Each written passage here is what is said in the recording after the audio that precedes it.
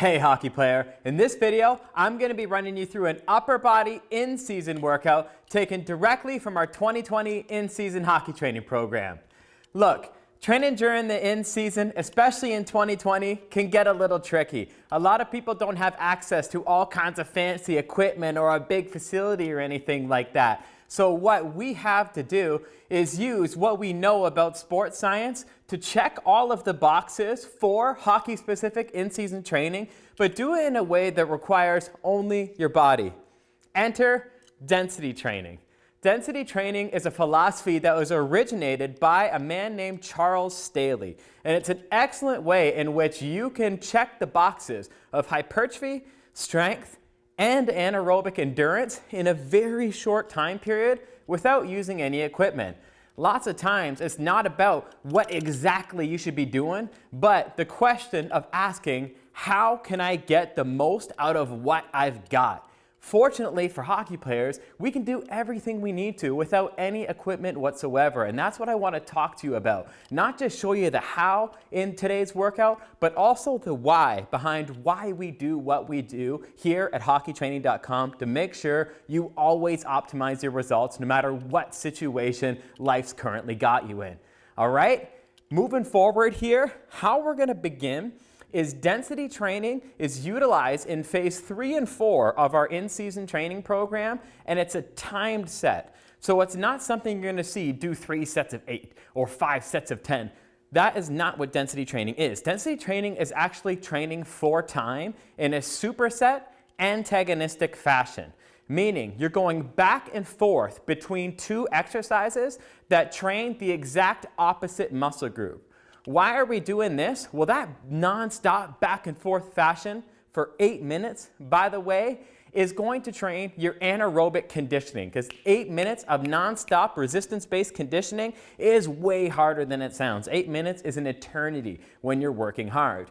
But it's done in an antagonistic fashion, for example, your chest and your upper back, so that your chest can rest while your upper back works. And then your upper back can rest while your chest works. This allows you to keep the pace high. This is perfect for hockey players because we use resistance-based movements to accomplish a conditioning effect. This means we can get strength and hypertrophy via using resistance-based exercise selection, but the pace makes it also challenge your anaerobic conditioning reserves, which is what you'll be using out in the ice for optimal performance. Checking all of the boxes. Now you might be thinking, how the heck am I going to go back and forth between 2 strength movements for 8 straight minutes? Well, the idea is to always leave a few reps in the tank. So I don't go to failure on my first set ever, because that would mean I'm going to be completely fatigued about 30 seconds in, and then I've still got another 7.5 minutes of heck to go through during this superset. That is actually a way in which to get way less out of your workout than to get more out of your workout. So each and every single movement, I want you to leave about 3 to 5 reps in the tank. Why? Well, let's say you hit failure of push-ups at 15 reps.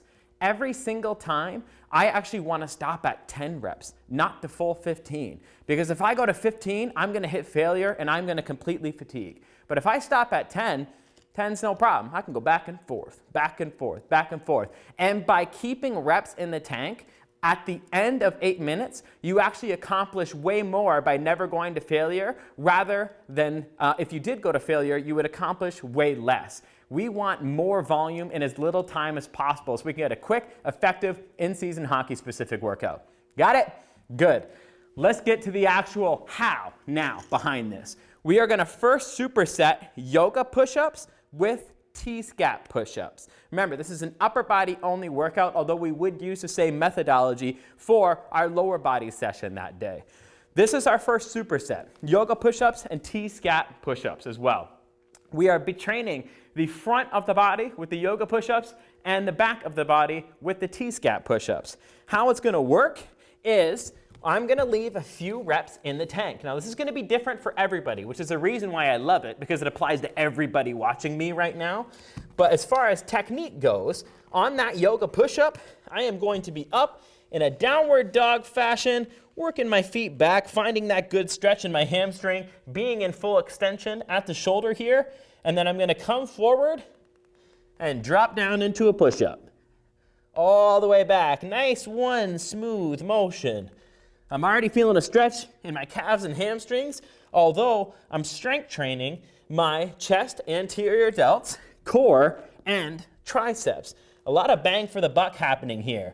And then once I feel like, okay, I've only got 3 or 5 more reps, now I'm going to switch over to T-Scap push-up. I've locked my elbows out. I don't want you working these muscles anymore because they got worked with the yoga push-up. Now I'm locking my elbows out, and I've got a mind-muscle connection with my upper back, training my scapular retractors. Your scapular retractors are what retract your shoulder blades. This is important because a lot of hockey players have what I call bat wings. Their shoulder blades will actually point out in the back. This is super common, but it's something that needs to be addressed because your scapular retractors play a huge role in the stabilization of your shoulder girdle. Hockey players run into enough shoulder injuries as it is. We don't need bat wings, making the problem much worse. T-Scap push-ups help you move from a bat wing to a way better posture. Not to mention, it's going to play a role in shot power, also going to make you a lot harder to knock off the puck. Those with a strong posture, those are the ones you run into on the ice, and you're like, Jesus, it's like running into a boulder. That is someone who has a strong back. But we're training the front with the push-ups.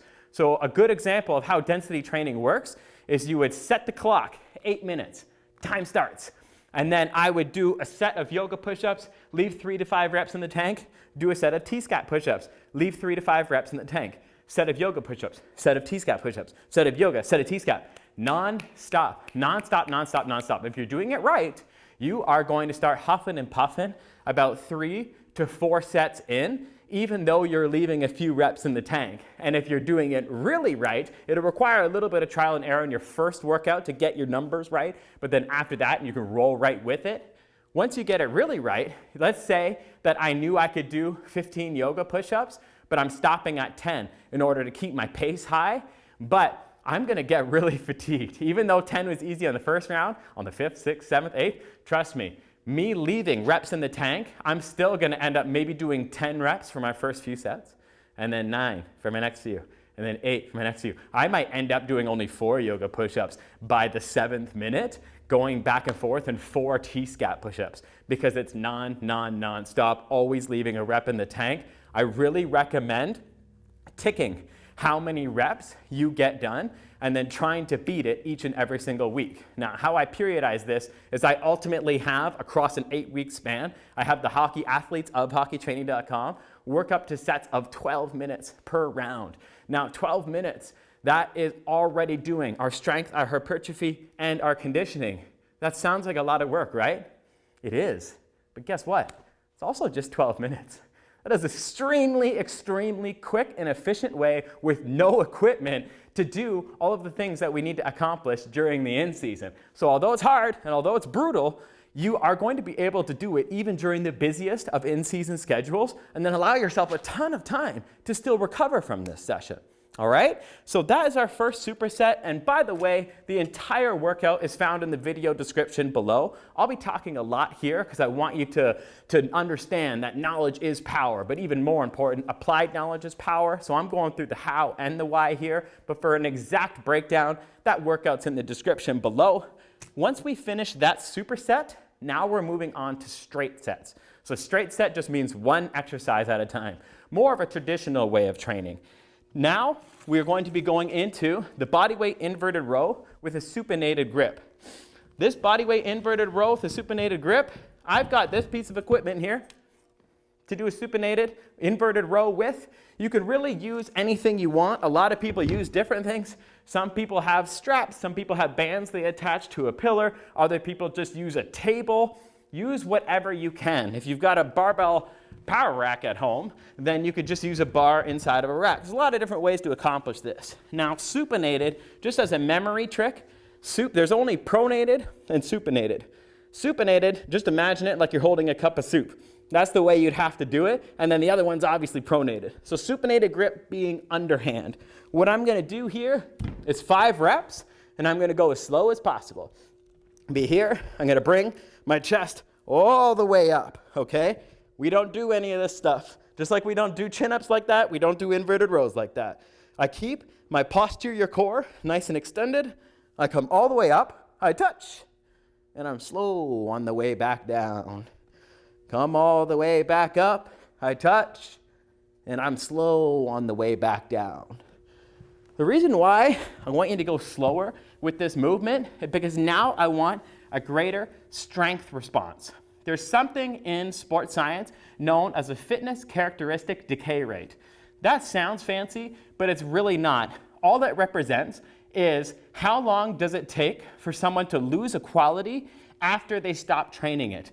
So for example, if you stop training strength, how long does it take for you to actually lose that strength once you stop training? As far as the research goes, you can maintain your strength indefinitely if you train and provide your muscles with a training stimulus of 80% of your 1 rep max per week. It's 80 to 85, depending on what literature you're looking at.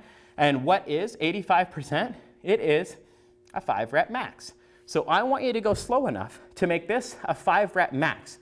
Why do we do that? Because training at a 5 rep max during the in-season maintains, from a sports science demonstrated perspective, that you will be able to maintain your size and strength all in season long.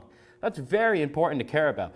The off season is about physical development, whereas the in season is about physical expression.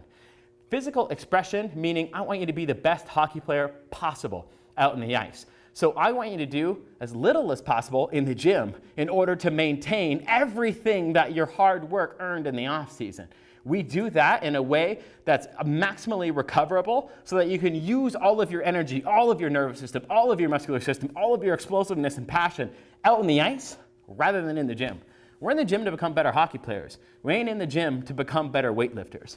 So we make sure we make this a 5RM because that's a recoverable way at which we can maintain our strength and hypertrophy all in season long. Not to mention, we already trained strength, hypertrophy, and anaerobic conditioning in the first superset. This is just making sure that we maintain our strength and hypertrophy on our posterior chain. But shouldn't we also do a 5 rep max of our anterior chain as well to ensure our complete upper body is maintained throughout the in-season? Of course. And that's why our next straight set is a nasty one called dive bombers. We've done these exercises before on this YouTube channel, and almost always there's a comment on it saying, man, those dive bombers killed me. And that's because they'll kill you. That's what they do.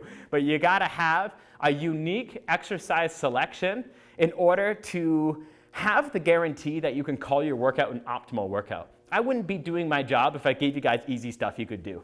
That's not the point of it. I want you to get better, period. And the way in which I'm gonna ensure that with no equipment, you can still maintain your strength and hypertrophy, I'm gonna put dive bombers in the plan. You're gonna do 5 of these, okay? And a dive bomber is pretty similar to a yoga push-up, except you kind of swim. You do like a swooping motion so that you can better recruit your upper, mid, and lower pec, your entire shoulder girdle, as well as your posture and your core and your triceps. It's just an annihilation of everything anterior and even medial within the body. Dive bomber, let's start up in that yoga position, but then we're gonna swim through and push up. And then I'm gonna follow that motion on the way back. I'm gonna go back here, bang, swim through, push up, back here, bang. So a lot of people will wanna kind of quit, right? Remember, the yoga push-up was just from here and then to a normal push-up and back. But the dive bomber, you gotta swim your way through and then swim your way back. And that will end up being incredibly, incredibly difficult, but it's very, very efficient. We're doing 3 sets of 5 on that supinated inverted row and the 3x5 on the dive bomber as well. And then last but not least, we wanna finish with what I call a prehab exercise. Prehab is an exercise selective modality that's sport specific. You gotta make sure it is prehab for hockey specific reasons.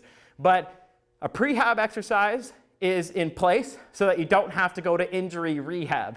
You do these exercises to build the bulletproof armor that you need to not get injured throughout the in-season. And in this specific workout, I have them for many different areas in the in-season hockey training program. Keep the knees healthy, keep the hips healthy, keep the groin healthy. There's a lot of things that are hockey specific from a prehabilitation perspective. But in the upper body workout, we're going to be doing shoulder W's, okay? Shoulder W, you can imagine, I'm going to have my stomach on the ground, but I'm going to be here, and my thumbs are going to be pointed towards the ceiling, and then I'm going to contract my shoulder blades together, squeeze for 1 second, and then go back down without allowing my hand or elbow to touch the ground. Squeeze, down. Rep 2, boom. Rep 3, boom. That's how it works. This is how it looks on the ground. Straight down on your belly, but I've got my chest up, my paraspinals, my upper back, everything is contracted here to keep my posture up. I make that W, and I keep my thumbs pointed towards the sky. And I squeeze, 1, 2, 3. And we're going to be doing that one for 10 reps, 3 rounds, okay? So what's the checklist that we want to accomplish during the in-season? Well, we want to maintain our strength all in-season long, maintain our hypertrophy all in-season long. We want to maintain our power output. We want to maintain our anaerobic conditioning. We want to maintain our agility. We want to maintain all of these things throughout the season. And this type of training philosophy allows us to check all of those boxes in a very time-efficient way with no equipment whatsoever and wrapped in a nice shiny box that also includes prehabilitation so that you can not get injured and keep doing what you love most, which is playing hockey. And the best part of it, this is simple to recover from. You aren't what you can do. You only are what you can effectively recover from. And since hockey performance is the #1 quality we want during the in-season, as a byproduct of that, that forces us to make recovery the #1 most important thing we do off the ice. Here's something I don't want you to ever forget. How you perform on the ice has everything to do with how you prepare off the ice. When you marry those two, that's what unlocks your performance. And this type of in-depth how and why behind your training is what makes a good hockey player a great hockey player. All right? Thank you so much for watching. Don't forget the entire workout's in the video description below. If you liked this video, do me a favor, smash the thumbs up button and also subscribe to our hockey training YouTube channel because we've got so many more videos in store for you so that you can become the best hockey player you can be. And for your free explosive speed package, click on the link in the comment section below. Let's go.